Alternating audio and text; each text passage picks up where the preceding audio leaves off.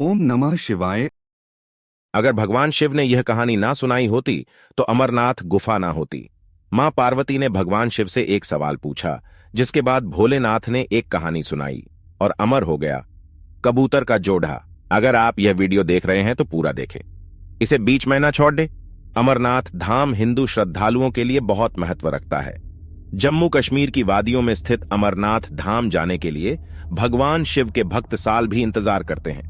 चार धाम की तरह भक्तगण इस पूजनीय यात्रा को जीवन में एक बार करने की इच्छा अवश्य रखते हैं।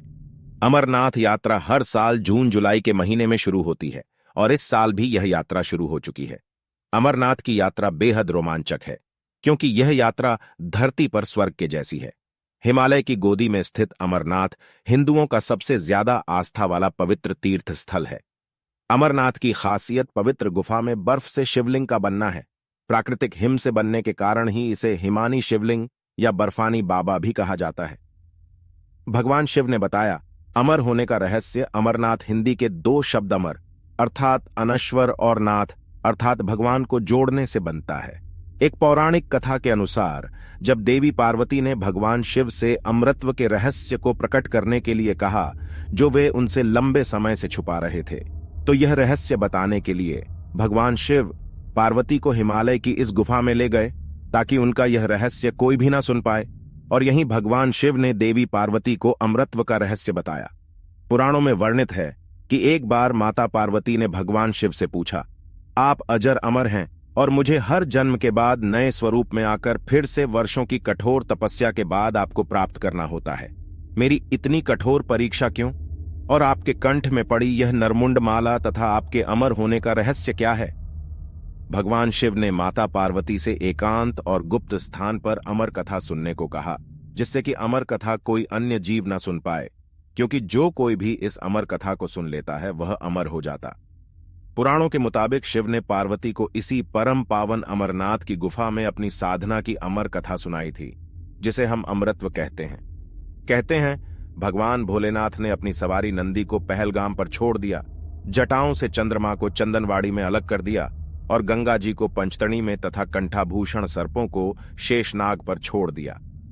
इस प्रकार इस पड़ाव का नाम शेषनाग पड़ा। अगला पड़ाव गणेश पड़ता है। इस स्थान पर बाबा ने अपने पुत्र गणेश को भी छोड़ दिया था, जिसको महागुणा का पर्वत भी कहा जाता है। पिस्सू घाटी में पिस्सू नामक कीड़े को भी त्याग दिया। इस प्रकार महादेव ने जीवनदायिनी पांचों तत्वों को भी अपने से अलग कर दिया। इसके बाद मां पार्वती साथ उन्होंने गुप्त गुफा में प्रवेश कर किया और अमर कथा मां पार्वती को सुनाना शुरू किया। कबूतरों ने सूनी अमर होने की कथा सुनते सुनते देवी पार्वती को नींद आ गई और वह सो गईं, जिसका शिव जी को पता नहीं चला। भगवान शिव अमर होने की कथा सुनाते रहे। उस समय दो सफेद कबूतर शिव जी से कथा सुन रहे थे। भगवान शिव को लगा कि माता पार्वती कथा सुन रही हैं। इस तरह दोनों कबूतरों ने अमर होने की पूरी कथा सुन ली।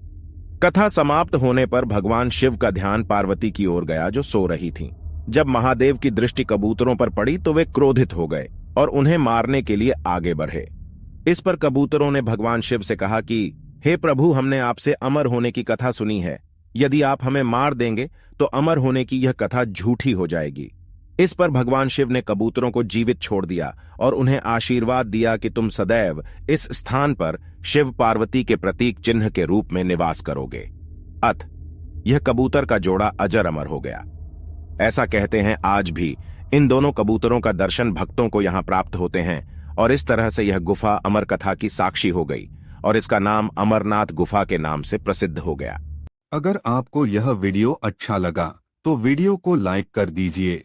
ऐसे ही और वीडियो देखने के लिए चैनल को सब्सक्राइब कर दीजिए और कमेंट में हर हर महादेव लिखें।